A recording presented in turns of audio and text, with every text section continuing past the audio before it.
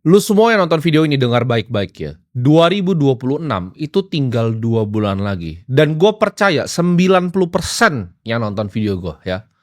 90% nonton video gue dari awal tahun sampai sekarang itu masih jadi pecundang yang sama. Lu mulai diri lu di 2025. Lu kebanyakan itu masih jadi pecundang yang sama ya, yang takut ngambil aksi untuk merubah diri lu. Lu habisin waktu lu ya, nonton influencer yang gak berguna, nonton entertainment yang gak penting ya. Lu baca-baca berita, lu baca berita ekonomi, lu baca ini mau begini, itu mau begitu. Cuman hidup lu gitu-gitu aja ya. Dompet lu sama-sama tipis, hidup lu sama-sama gak berguna. Tangan lu itu masih diem, ya kelakuan lu tuh gak ada, ya, dan dompet lu juga jadi gak ada isinya. Lu gak perlu bohong ke diri lu sendiri. Lu bahkan nonton video ini karena lu takut ya untuk jadi pecundang. Lu takut dilihat sama keluarga lu sendiri bahwa lu adalah orang yang gagal. Lu takut dilihat sama circle pertemanan lu bahwa lu cuman lu yang gagal.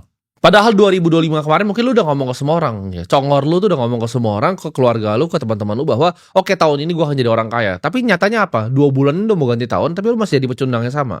Jadi ini gua kasih tahu ya, deadline ini lu belum telat. Karena waktu lu jadi kaya itu cuma sebentar lagi ya. Timeline-nya ini udah maju. Banyak orang yang meremehkan ketika gue bilang perkembangan AI ya. Dari tahun 2022, gue adalah orang pertama di Indonesia yang ngomong tentang AI. 2022 ChatGPT itu masih beta. Gue udah jadi user pertamanya ya. Itu gue udah baca papernya dari GPT-2, di mana mereka nyimpen semua token yang lu ketik ke mereka tuh gue udah pelajarin dari tahun 2002. Banyak orang itu yang ngeremehin perkembangan AI, perkembangan teknologi ya, perkembangan semuanya. Gue adalah user ChatGPT mungkin pertama di Indonesia. Gue adalah beta testernya ChatGPT ya. Ketika itu 2022 ya, sebelum itu masih GPT-2 namanya ya, belum 3,5 yang kalian pakai. GPT-2 itu udah gue baca papernya. Di mana semua token yang lu ketik di sana itu disimpan di dalam database mereka. Jadi semua percakapan lu dengan ChatGPT, mau dari GPT-2 sampai GPT-5 yang sekarang, itu disimpan sama mereka.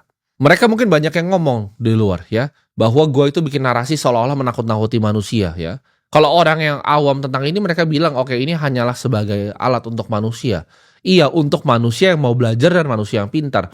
Tapi ini untuk dunia ini pertama kalinya ya. AI, kepintaran dan fisik ini akan bergabung. Ketika ini dua sudah bergabung, lu jadi pecundang sampah di sana nggak akan diperlukan lagi. Nanti akan ada yang tanya, gimana kalau misalnya yang bawahnya berontak? Dulu yang bawah berontak ya, ketika yang bawah berontak, yang kaya ini nggak bisa ngapa-ngapain. Kenapa? Karena mereka harus ngejahit, mereka harus ngelinting rokok. Pabrik-pabrikannya nggak bisa diganti. Jadi ketika mereka demo ya harus diturutin mau lu apa. Tapi ketika semua orang itu secara fisik yang ngelinting rokok bisa diganti robot, akibatnya apa? Ya lu bisa jawab sendiri ya, apakah orang-orang itu masih dibutuhkan atau enggak? Dan ini real ya. Gue barusan pesan kemarin humanoid pertama gue. Itu dari salah satu perusahaan namanya One X Company, Neo, ya gue beli di sini. Itu real ya, dan kita akan lihat mungkin tahun depan shippingnya kita akan lihat ya kemampuan dia untuk bisa beres-beres kantor gue, kemampuan bisa ngobrol. Dan kalian-kalian yang masih skeptis ini mungkin ya akan jadi sampah masyarakat. Gue udah bilang dari setahun lalu ya, bakal ada demografi baru namanya, demografi hantu. Ini bukan orang miskin, ini orang yang gak dibutuhkan di masyarakat. Orang itu kebiasaan ya, suka dengerin kebohongan yang enak didengar. Ya, dibanding kebenaran yang pahit. Kebenaran yang pahit itu justru sebenarnya lebih membangun. Kebenaran tuh kadang emang bikin sakit di awal. Kalau gue ngomong kayak begini, sebenarnya semua video gue tuh adalah IQ test. Kalau lu merasa tersinggung sama video gue, berarti IQ lu rendah. Kebenaran tuh memang sakit di awal. Lu di awal denger mungkin banyak dari lu yang awalnya nonton channel ini 3 juta orang yang nonton di sini tuh awalnya nggak suka dengan gue. Memang kebenaran itu nggak enak di awal. Tapi dibandingkan kebohongan enak, gue mending kasih kalian kebenaran yang pahit. Kebenaran tuh kan bangun fondasi kalian ya. Justru gak enak didengar di awal, tapi ini bangun fondasi kalian di akhir. Sedangkan ya, kebohongan yang enak didengar itu justru enaknya di depan dan hancurnya nanti justru di belakang. Kebenaran itu membakar semangat ya. Sedangkan kebohongan tuh bagaikan racun yang masuk dalam badan lu. Lu kalau masih miskin, lu telan ego dan dengarkan apa yang sedang gue ajarin ke lu di sini. Gak usah jadi orang yang sok pintar kalau lu masih miskin, karena gak ada yang lu tahu di dunia ini. Artinya buktinya masih miskin. Bukti intelektual sejati itu ketika dia bisa dapatkan apa yang dia mau di hidup ini. Ya. Dan hidup ini membutuhkan uang. Jadi gue yakin kalau orang itu gak kaya pasti gak gitu pintar orangnya. Waktu lu itu udah habis. Jadi lu harus stop berada di zona yang nyaman. Lu ngerasa lu enak gitu kan, punya gaji bulanan ya. Memang nyaman dan enak rasanya. Punya gaji bulanan tuh nyaman dan enak. Itu kayak obat bius. Lu cuman mastiin bahwa oke saya bisa makan hari ini ya, saya bisa pulang naik motor, enak gitu gaji bulanan. Lu akan lari di tempat terus ya kalau mindset lu cuman pikir gaji demi gaji. Ya lu harus mikir gimana caranya setelah lu udah pulang nih, lu kerja 9 jam, apalagi yang lu harus kerjain untuk dapat income tambahan. Kita ngomongnya income bukan cuman gaji di sini. Entah lu belajar otomisasi AI, lu belajar gimana cara jadi clipper, lu bikin sistem yang banyak sekali clipper lu. Lu harus pelajari sesuatu itu, lu belajarin crypto trading ketika pulang. Lu cari gitu. Gimana caranya AI automation, gimana caranya crypto trading. Apapun itu lu harus berani kerjain, yang penting income lu tuh bisa nambah. Lu jangan bangga gitu, lu cuma nabung di bank pakai gaji UMR lu, itu uang lu gak akan kemana-mana ya. Lu kayak kakek-kakek aja nabung di bank. Ada sisa pun dari gaji lu yang kecil itu ketika ditabung ya, dimakan inflasi, lu pasti jadi orang miskin yang sama. Lu gak akan pernah bisa beli rumah, lu gak akan pernah bisa beli mobil ya. Karena sekarang ya, yang dulu kelas menengah itu kelas bawah sekarang. Ketika lu lihat lu pengen belanja rumah, semuanya sudah mahal sekali. Rumah 2 miliar tuh udah gak proper, rumah 1 miliar tuh udah gak bisa ditinggalin. Lu harus tingkatin income, lu besarin jumlah uang yang bisa disimpan dan lu investasikan di aset-aset yang langka dan diinginkan banyak sama manusia, aset-aset masa depan. Lu jangan nabung di bank, lu belinya Bitcoin, lu belinya indeks Nasdaq, lu belinya Chinese tech. Lu pelajarin aset-aset langka yang diinginkan sama banyak orang tuh apa. Lu jangan stuck di rasa aman, karena di dunia ini gak ada yang aman. Ya lu rasa aman dengan gaji lu, besok lu dipecat sama bos lu, apa yang aman? Lu rasa uang lu aman di bank, dimakan inflasi besok. Lu jangan ngerasa lu udah kerja keras ya, cuman kerja dari jam 9 pagi sampai jam 5 ya. Habis itu lu nyalain YouTube, lu nonton influencer sampah lagi. Lu kalau mau dengerin video gua pun, lu dengerin di jalan pulang gitu. Ketika lu kerja, lu jalan pulang, lu di KRL dempet-dempetan, lu dengerin video gua. Lu di mobil lu yang LCGC itu, lu dengerin video gua ya. Ketika lu sampai ke rumah, lu udah gak nonton video gua. Yang lu lakukan apa? Aksi. Oke, ini gimana nih ya, udah sampai rumah nih, income-nya nambah lewat mana? Gue belajar apa nih ya? Gimana caranya gue ngerti AI? Gimana caranya gue ngerti trading crypto buat dapat income tambahan? Mulai pelajarin gitu. Jangan cuma lu nonton-nonton begini di malam hari, lu angan-angan lu tidur besok kerja di kerjaan sampah lu lagi. Gue percaya ya, kalau uang ini, lu anggap uang lu, uang gua, semua konglomerat di dunia itu uangnya dijadiin satu ember gede gitu ya. Habis itu dihitung jumlah manusianya ini, 8 miliar ya kan, sekian. Dibagi duitnya ya kan, dibagi rata. Itu dalam waktu 1 tahun, udah balik lagi uangnya ke gue punya triliunan lagi, lu miskin lagi. Lu tahu kenapa? Karena uang tuh cuma datang ke mereka yang layak, uang tuh datang ke mereka yang pintar ya, uang tuh datang ke mereka yang tahu cara ngerti main gamenya. Ada yang mungkin denial, gue ngomongin enggak, apa sih gue tabung di deposito, enggak, lu goblok gitu. Makanya ada desa ya, yang waktu itu dapat mobil, lu lihat semuanya sekarang. Ketika mereka dapat uang banyak, mereka beli mobil, rame-rame itu miskin semua. Karena miskin itu mental. Jadi jangan ngerasa, lu saya nggak privilege, saya nggak ini, saya nggak punya kesempatan. Lu goblok. Udah, gitu. Lu miskin sama dengan lu manusia goblok. Gak mungkin lu bisa pintar kalau lu miskin.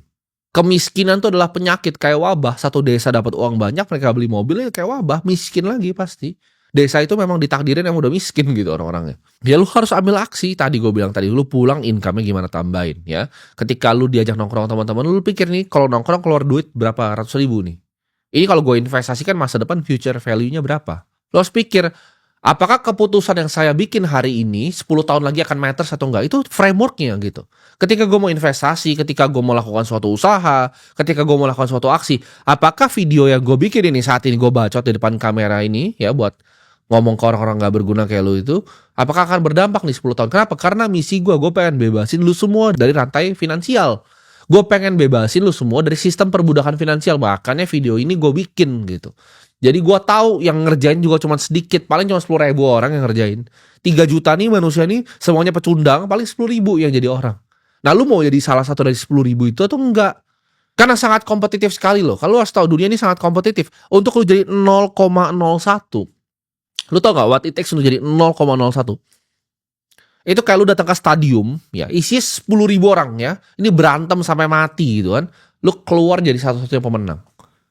Lu mau jadi orang kaya, lu harus jadi 0,01. Nah mampu gak lu dari 280 juta orang Indonesia itu 0,01? Lu gak usah jadi kayak gue tuh 0,00001 mungkin gitu kan. Gue mungkin 1 gitu. Dari Indonesia 270 juta tuh 1 dari 280 juta gitu. Disuruh satu negara luas ini berantem semua sampai mati, gue 1 yang berhasil. Gue nggak minta lu jadi gitu, tapi lu bisa nggak di stadium 10.000 orang lu jadi berhasil? Karena jadi kaya itu adalah kompetisi nomor satu dunia ini. Kenapa? Karena itu waktu orang yang dibekukan. Uang tuh waktu orang yang dibekukan. Semua orang mau punya uang, semua orang mau punya kebebasan. Karena lu nggak bisa punya kebebasan kalau nggak punya uang. Fundamental dasarnya manusia itu kita nggak mau jadi budak, kita mau jadi orang yang bebas. Tapi kalian udah dikondisiin sama semuanya, sama media, ya, sama propaganda untuk jadi budak gitu. Ketika gue bilang sistem sekolah itu scam, kalian bilang enggak, sekolah itu enggak scam. Lu lihat Peter Thiel gitu, yang investasi di Palantir, yang bikin investasi di Facebook. Dia bilang apa? Kuliah itu nggak berguna gitu. Tapi orang-orang yang kuliah di luar negeri, oh enggak Peter, kalian kan goblok gitu. Lu kalau ikutin gua ya, gua ngajarin lu di borong Bitcoin aja, duit lu udah double. Nah, gua tanya udah double belum duit lu? Terus kalau lu masih mikir gitu, oh bahwa saya lebih pintar ya dari dia. Enggak, lu lebih bego pasti gitu. Lu udah gua ajarin nih, oke. Lu nambah income lu, sisa duitnya gimana? 50%, oke, lu beliin Bitcoin, 30% lu taruh mana? Lu beli kelas. Kelas AI kayak kelas trading crypto, terserah lu beli. 30%. 20% lu pakai buat apa? Lu pakai untuk dana cadangan lu. Itu lu baru taruh di bank. Ini udah gua ajarin nih, simple step. Lu mau jadi kaya 2 tahun di simple step nih. Income-nya tambahin, kayak gaji 10 juta. Income-nya tambahin gitu.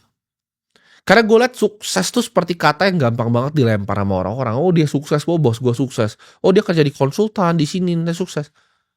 Itu gembel bos konsultan lu, gue kasih tahu. Oh tapi dia keren, dia gajinya tinggi, gajinya 100 juta. Oh iya, gue tahu tukang bakso bikin 100 juta gitu. Itu uang receh gitu. Oh dia naik mobil sedan warna putih. Gue tahu LC ada bisa naik pakai mobil itu. Gitu. Bos lu bukan siapa-siapa. Ya. Jadi sukses itu kayak seolah-olah gampang banget dilempar gitu kata-katanya. Oh dia itu orang yang sukses. Dari mana dia orang yang sukses? Bos lu itu cuma di kantor kecilnya doang kelihatan sukses. Dia keluar dari gedung kantor lu, ya, ke depan, tukang warung aja kagak tahu dia itu siapa. Terus gimana caranya lu ngomong bos lu itu sukses? Role model lu harus lu benerin gitu. Siapa nih yang lu mau ikutin untuk lu beneran jadi orang? Bos lu ketika keluar dari kotak kecilnya itu, ya, gedung kecilnya itu, dia keluar set gitu kan, dia makan aja, nobody gives a fuck, gak ada yang peduli sama dia. 2 tahun sampai 2027 tuh menurut gue cukup untuk lu jadi kaya. Ya kalau lu bener-bener tekun, lu naikin income-nya besar, lu bener-bener tekun, cukup untuk jadi kaya. Gue pengen lu tulis, jadi gue pengen lu aksi nih sekarang nih buat lu di sini. Gue pengen lu buka notes lu tulis, lu buka buku kayak persetan, lu buka apapun terserah, lu tulis gitu. Lu tulis apa? Yang pertama, income lu mau naik berapa nih bulan ini nih? Gaji 10 juta, oke. Gue mau cari side income. Misalnya gue mau belajar trading crypto, gue dapat tambahan 3 juta per bulan. Kecil-kecil dulu aja targetnya. Jadi oke, gue pengen income gue 13 juta nih nambah. Atau income gue 20 juta deh. Gue pengen 10 juta dari kerja, 10 juta dari trading crypto ya. 20 juta nih ya. Income gue mau 20 juta. Oke, itu income. Investasinya nih. Dari 20 juta itu tadi gue mau taruh mana? Oke, 10 juta gue mau taruh Bitcoin ya. Sisanya apa lagi nih? Gue mau taruh di mana lagi? Oke, 7 juta gue pengen investasi untuk gue leher ke atas. Gue tabung dulu untuk bulan depan gitu. 3 juta buat apa? Oke, taruh di bank untuk hidup. Gue pengen lu catat itu. Terus lu ada target asetnya. Lu hitung tuh. Oh, aset saya sekian. Aset saya 30 juta. Bulan depan. Aset saya tuh udah 50 juta. Bulan depan. Aset saya tuh udah 70 juta. Bulan depan lu catat lagi. Aset saya 100 juta. Lu kalau gak pernah catat kayak begitu, lu gak akan pernah jadi kaya. Gue dulu pas masih miskin. Duit gue 10 miliar gitu. 20 miliar. Itu gue catat. Gue catat terus gitu, oh pertambahan aset. Kalau sekarang emang udah kagak bisa dicatat gitu. Karena kalau lu bahkan todong gue pakai pistol di sini, duit lu berapa? Gue nggak bisa jawab. Gitu. Ada yang di Singapura, ada yang di sini. Gue harus hitung dulu, rekap semua. Gue tanya tim gue, ya kan. Gue tanya orang finance gue ini berapa gitu. Exactly-nya berapa pun nggak tahu, karena kan fluktuasi ya. Gue ada berbagai macam aset, fluktuasi terus setiap hari. Kecuali lu udah begitu duitnya, baru lu boleh nggak catat gitu. Orang lain, itu pun orang lain yang catat. Lu tinggal tanya, oke berapa nih hal ini. Lu harus belajar gitu untuk investasi gitu kan. Lu join komunitas, lu investasi di relasi, lu ketemu orang kanan kiri. Cari orang yang mau bertumbuh. Jangan lu jadi kecoa yang sama di tongkrongan sampah lu dengan 3-5 orang sampah itu. Lu nongkrong sama kecoa, terus lu jadi kecoa gitu. Lu jadi kecoa kelima gitu. Tapi lu 1, 2, 3 kecoa. Oh gak mungkin begini bro, begini. Terus ngomongin politik kayak dia paling ngerti. Ya kan, kayak dia seolah-olah dia punya lembaga survei politik begitu kan. Gak penting gitu, gak penting. Lu fokus di diri lu ya. Fokusin ngapain lu berantemin hal yang lu tuh gak ada gunanya gitu buat berantemin. Jadi daripada lu jadi kecoa kelima, lu stop gitu. Lu dengerin video-video bermanfaat karena lu lihat ke depan harga rumah tuh mahal, Bos. Harga mobil tuh nanti mahal. Ya. Lu nggak bisa biayain istri lu. Dunia ini makin kompetitif, apalagi untuk lu laki-laki ya. Lu dilihat kayak sampah sama dunia kalau lu nggak punya duit. Lu gimana caranya istri lu mau nganggep lu sebagai laki-laki? Ini buat suami-suami pecundang. Di sana kan tugas laki-laki apa? Memproteksi dan provide. Kalau nggak ada yang namanya uang, gimana caranya lu proteksi? Gitu. Kalau nggak ada uang, gimana caranya lu provide untuk anak-anak dan istri lu? Jadi untuk lu orang-orang ya, laki-laki nggak berguna, lu sadar gitu. Jangan lu cuma nyalahin dunia terus gitu. Seolah-olah kayak bos lu yang susah, ini kerjaan yang lu yang susah. Bukan dunia yang susah, dunia itu gampang, lu yang bego gitu. Lu telan egonya gitu. Ketika gua ngomong itu telan egonya. Itu kebenaran yang pahit. Kalau gue mau ngomong nih kebohongan yang indah, gampang gue ngomong ke lu gitu. Oh nggak apa-apa, dunia ini memang susah, yang penting lu bisa makan hari ini. Tapi nggak nyatanya, karena gue tahu lu setahun depan mati kalau lu begitu. Dengan inflasi ya, produktivitas kayak sekarang, jumlah uang yang dicetak kayak sekarang, lu mati. Ini gue ngomong begini karena gue peduli sama lu ya. Gue peduli, gue pengen lihat keluarga lu tuh bahagia. Gue pengen lihat lu bisa bahagiain orang tua lu bisa bahagiain istri lu, bisa bahagiain anak-anak lu. Jadi jangan jadi orang bebal, egonya terlalu tinggi gitu. Karena manusia itu jatuhnya karena pride, egonya terlalu tinggi. Gue ketika ada orang lebih kaya nih, orang punya 200 triliun ngasih tahu gue, oh Tim ini cara bikin sistem begini ya. Oke siap. Gue nggak ada tapi bang, gue nggak ada begini. Orang kebanyakan tapi itu goblok gitu. Hidup itu terlalu singkat, lu jangan main-main. Hidup itu singkat. Ya. Tapi gimana kalau ambil resiko, takut ngambil resiko untuk kerja tambahan, untuk berinvestasi. Lu sadar, lu udah punyanya 0 ya. Lu tuh gak punya apa-apa gitu. Lu kalau gak punya duit berapa, 50 miliar, 100 miliar, lu gak punya apa-apa gitu. Lu nothing tulus kok menurut gua. Ya. Lu kira uang 10 miliar lu itu aman gitu kan. Lu kira lu punya uang 5 miliar di bank tuh aman buat hidup di sini. Jawabannya enggak. 10 miliar ya lu taruh di bank ya. Tahun depan tuh udah jadi berapa? 9 miliar. Purchasing value aslinya. Nah kalau aja lu gak paham gimana lu mau survive. Dalam waktu mungkin ya 6 tahun lu itu udah setengah. Lu gak bisa beli apa-apa. Ya, ini lomba gitu loh. Dan lu jangan harap lu lomba lawan kecoa kayak teman-teman tongkrongan lu. Lu lomba nyari duit sama orang kayak gua. Lu lomba sama konglomerat. Ya, kita mau lomba cara cari duit sebanyak-banyaknya. Karena gue percaya sebagai tugas gue, sebagai orang yang diberkati untuk mempunyai lebih, untuk bantu orang-orang seperti lu semua. Untuk bantu-bantu gitu loh. Ketika gue punya uang, gue bantu orang, gue bangun sekolah. Gue bikin TK, gue bikin SMA, gue bikin SLB, gue bikin TK lagi di Lombok, gue bikin TK lagi di Kupang, gue bikin TK lagi nih bulan ini di Sumba. Uang tuh gue percaya sebagai alat gitu. Dan gue pengen lu semua jadi nanti jadi orang-orang yang bisa diberkati juga. Ketika lu punya banyak uang, ikuti jalan gue gitu. Lu bagi ke sesama lu bagi, lu lihat siapa yang susah, lu bantu. Karena tugas kita nanti, misalnya lu nonton gue, lu jadi orang-orang pintar. Tugasnya orang-orang yang punya otak dan kemampuan intelektual lebih adalah untuk bantu mereka yang di bawah.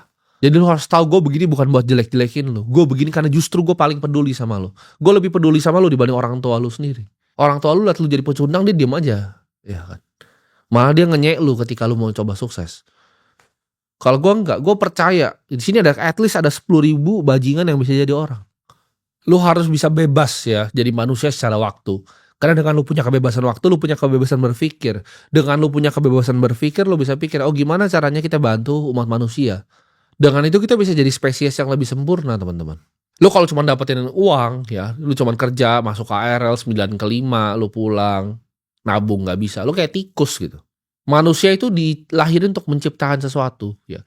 Mungkin banyak yang nanya gue, oke Timothy, kalau uang lu sudah banyak sekali, sudah triliun, emang lu bisa habisin? Jawabannya enggak ya. Gue ngabisin sendiri juga sampai mampus juga gak bisa. Gue tuh beli mobil udah 30 miliar, 15 miliar gue beli. Itu udah gak habis gitu uang gue untuk diri gue sendiri ya. Gue udah beli macam-macam, belum mau ngomong lukisan juga gue beli, udah macam-macam yang gue beli gitu. Tapi fungsinya bukan itu ya. Uang pada fundamentalnya ketika lu udah punya banyak sekali, lu akan cari yang namanya creation. Karena manusia itu yang penting dia berkreasi akhirnya. Kenapa Elon Musk tuh akhirnya bikin impossible venture, kayak mau bikin roket ke luar. Jeff Bezos juga mau bikin yang sama. Manusia itu mau menciptakan sesuatu ya. Kita adalah pencipta sebenarnya. Seorang manusia kalau kita nggak mencipta di hidup kita nggak punya meaning, kita nggak punya purpose di hidup kita, lu cepat mati, percayalah. Itu karena secara sel pun udah didesain seperti itu. Lu ketika lu percaya bahwa lu adalah pecundang, ya lu akan lu spiral, lu jadi depresi, lu jadi goblok, tambah depresi, tambah goblok. Sedangkan kalau lu punya purpose, oke. Gue lahir di sini untuk apa? Gue lahir di sini, kenapa gue pengen punya uang banyak? Gue pengen bantu semua orang. Gue pengen kalian semua bisa bebas finansial. Gue pengen jadi orang yang bisa terusin tongkat estafetnya nih. Nanti lu jadi Timothy selanjutnya. Karena udah banyak kan yang lu lihat. Jadi gue pengen jadi tongkat estafet itu. Nah ini gue kasih ke lu nih. Lu jalan, lu lari gitu. Gue pengen lihat seberapa jauh lu bisa lari. Jangan cuman mau mimpi kecil ya, harus ada api di diri lu. Karena gue adalah orang yang bisa lihat api di dalam orang ya. Gue percaya itu awal pun kecil, tapi ada apinya. Mungkin pernah mau dimatiin orang tua lu, pernah mau dimatiin teman-teman lu. Tapi apinya itu ada ya di dalam jiwa lu. Ketika nonton konten seperti ini, lu ulang gitu, lu resapi ya. Jangan cuma lu nyinyir, jangan cuma lu ngerasa tersinggung. Karena gue bilang ya, semua perkataan gue adalah tes IQ. Kalau lu merasa tersinggung dengan statement gue, berarti lu orang bodoh. Karena komitmen adalah proses untuk mengeliminasi alternatif. Jadi kalau ketika lu komitmen untuk jadi kaya, lu eliminasi semuanya. Tongkrongan lu eliminasi semuanya. Gua untuk nyampe ke diri gue yang sekarang itu semua gue korbanin. Mau temen, mau pasangan, mau keluarga, semuanya gue korbanin. Kenapa? Karena gue tahu satu hal ya. Gue dilahirin di dunia ini untuk bikin sesuatu. Ketika gue punya uang yang banyak, gue bisa menginspirasi lebih banyak orang. Ketika gue punya uang yang banyak, gue bisa bikin manusia jadi spesies yang lebih baik. Ya. Mungkin kedepannya gue pengen bikin civilization gue sendiri gitu. Gue pengen bikin peradaban baru gue sendiri. Gue pengen kumpulin semua komunitasnya sekarang jadi satu. Itu kenapa simbol yang lu lihat ya di semua Instagram gue, di YouTube gue, itu banyak yang bingung itu simbol apa. Itu simbol matematika teman-teman. Itu simbol matematika itu namanya for all, untuk semua. Jadi gue pengen bikin peradaban baru yang untuk semua. Gue pengen menciptakan sesuatu yang akan berdiri lama setelah gue mati. Kenapa gue bikin ini Ronald Capital di sini sebagai permanent capital vehicle gue? Karena gue pengen punya sebuah fund. Gue pengen punya sebuah dana abadi yang ketika gue mati ini masih bisa biayain semua mimpi-mimpi gue. Ya, semua riset-riset yang gue mimpikan, semua yang gue mau bangun itu bisa didanai oleh satu dana abadi ini. Makanya gue bikin gitu. Gue bikin institusinya. Gue bikin juga tempat belajarnya. Gue bikin akademinya, gue bikin dana abadinya, gue bikin foundationnya. Ini semua fondasi, karena gue percaya ya, rumah yang dibangun di atas pasir itu gampang runtuh. Tapi sedangkan rumah yang dibangun dengan fondasi yang kokoh, mau ada badai segala pun tuh gak akan kenapa-napa. Yang gue lagi set itu adalah fondasi-fondasinya. Dan gue akan lagi nyari apa? Penerusnya. Siapa yang bisa nerusin visi gue ini? Siapa yang bisa nerusin mimpi-mimpi gue? Supaya nanti suatu saat peradaban baru yang gue pengen itu bisa jadi kenyataan. Jadi semua yang gue ciptakan sini gue punya agenda. Gue pengen kalian bisa bebas finansial, kenapa? Gue pengen kalian ikut di dalam peradaban baru gue. Jadi lu jangan nunggu lagi, lu udah tahu harus ngapain tadi ya. Lu udah tahu persis lu harus ngapain, waktu lu tinggal 2 tahun lagi. Ya, dan gak lama. Jadi sampai jumpa di puncak gunung.